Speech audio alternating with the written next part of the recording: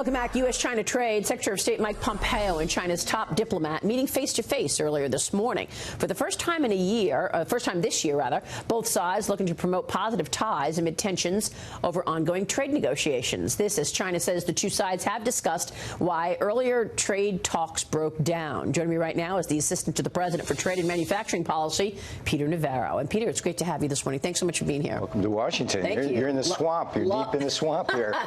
Love coming and love being able to have you on the set. Where are we in this deal in terms of China? Can the president do a deal if the Chinese will not agree to stop stealing intellectual property? The only thing I can tell you is Ambassador Lighthizer and Treasury Secretary Steve Mnuchin got back. There will be briefed today, and we'll find out where we are. The communique was that we had constructive talks.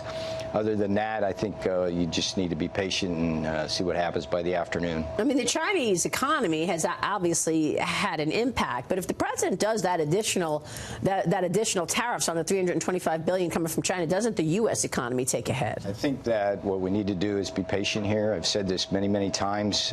These negotiations need to take place behind closed doors, and any kind of speculation in the media does not help the cause. There's a lot of good things going on. Just yesterday, Senator Lindsey Graham, a Republican, and Joe Manchin, a Democrat, dropped the bill for the Reciprocal Trade Act. Sean Duffy had done it on the House side. You've been talking about this for a long time. Well, President Trump views this as a great bill. In the State of the Union address in 2019, it was one of the two bills that he said the Congress should pass. What it does, Maria, is it solves the problem of the World Trade Organization rules, whereby over 100 countries around the world can charge us systematically higher tariffs. It happens over 2/3 of the time.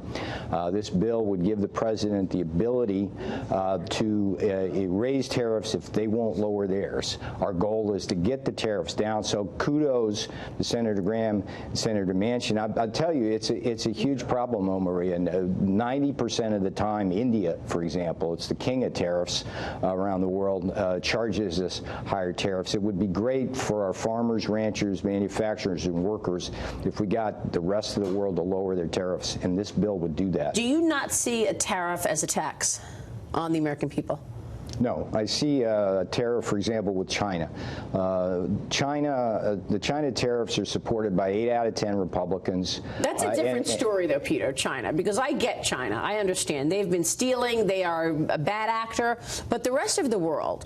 But let's think about the President Trump's tariff strategy. It's brilliant because it has different functions depending on what the sector is. For example, with steel and aluminum, we've had a dumping of steel and aluminum that effectively put two key pillar industries almost to the brink of extinction. What the tariffs do in that case is basically defend those industries from dumped steel. That's a good thing. We used to tariffs. And the argument there is, well, we saved a small amount of jobs in aluminum and steel, and we hurt the jobs of the companies that are actually buying that aluminum and steel. Well, that's a false argument. The steel and aluminum industries are doing great. The Mesabi range in Minnesota is booming.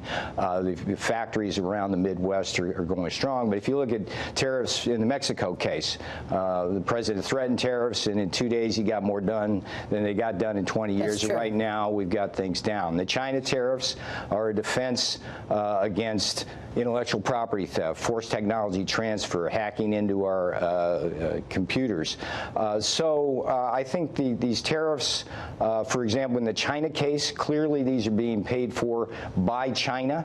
The Chinese producers are seeing fewer exports, lower profits.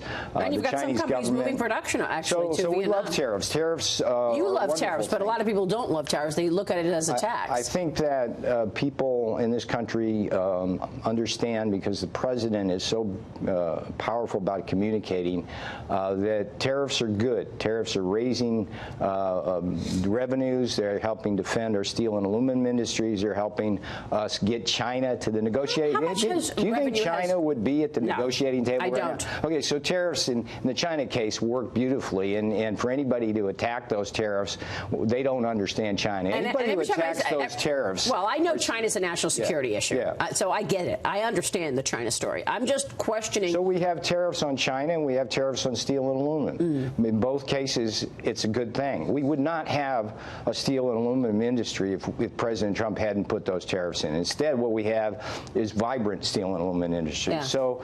2.5 years ago, nobody in this country really understood the problem with China. Today, we have a bipartisan right here. I'm looking at Capitol Hill right there on Capitol Hill. One of the few things they agree with on Capitol Hill is that we got to do something about China, and President Trump's doing it. Well, I think for too long, American CEOs were so interested in getting their products in front of 1.4 billion people in China that they forgot to protect their own intellectual property. And I agree with that. I mean, the China story, that's why I don't think we're going to get a deal. I'm not expecting a deal anymore with China, by the way. The big story for me, if we want to get to 30,000 on the Dow and blow past it. The big story for me is getting the rates down at the Fed. We got at least a start yesterday, and the big, burying the lead. Well, he suggested it's one and done, Peter. That's why the market sold but it wasn't just the rate cut.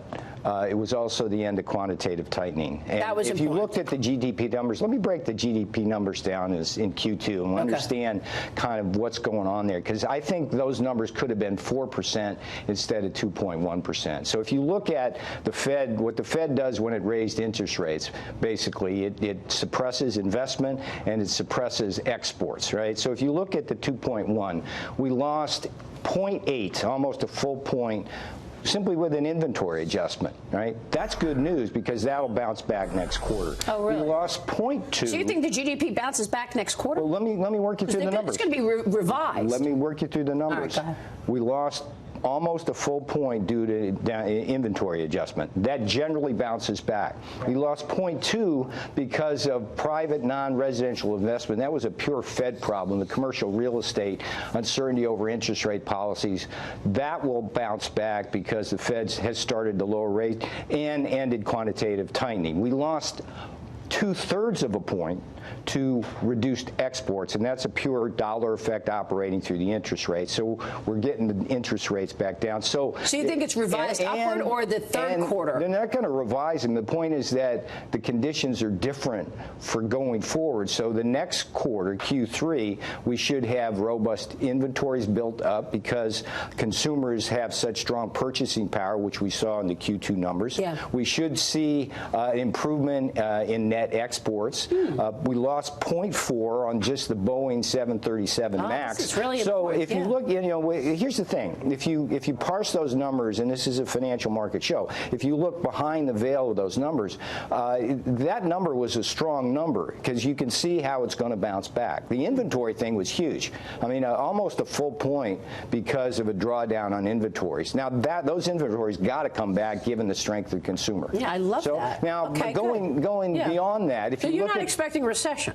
Oh, come on. I mean, why is the Fed cutting rates, and why is the Fed stopping because the Fed raised rates by 100 basis points when it didn't need to. Yeah, that's true. There's an equilibrium interest rate based on what interest rates are around the world. They obviously and blew it at ours the is end of out last of year. whack. Yeah. And so you don't raise interest rates when you have zero, effectively, inflation. I think there are 13 central banks globally, Peter, right now that are stimulating. 13 central banks across the world. Before you go, I got to ask about USMCA. We just had Senator Blackburn on. She said, look, and obviously Congressman Issa is saying there will be consequences if Nancy Pelosi doesn't bring it to the floor in the fall.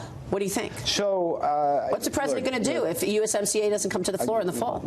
Look, Bob Lighthizer, USTR, is working really well with both sides of the aisle on Capitol Hill. There's an expectation that in September this will be brought to the floor, and if it's brought to the floor, it'll pass overwhelmingly. I think the important work that needs to be done by this administration, as well as by people who support USMCA, is now out in the districts. When these congressmen and women are back in their districts, they need to hear that this is one of the top priorities. Congress needs to demonstrate that it actually can get something more done than a witch hunt. Yeah, you're right. It's we'll see. You're right, and it was a witch hunt. We learned officially. And it is ongoing. Yeah, it sure is. We heard it last night in the Democratic debate, by the way. Got to stop. Peter, it's good to have you. Thanks so much. Peter Navarro joining us there.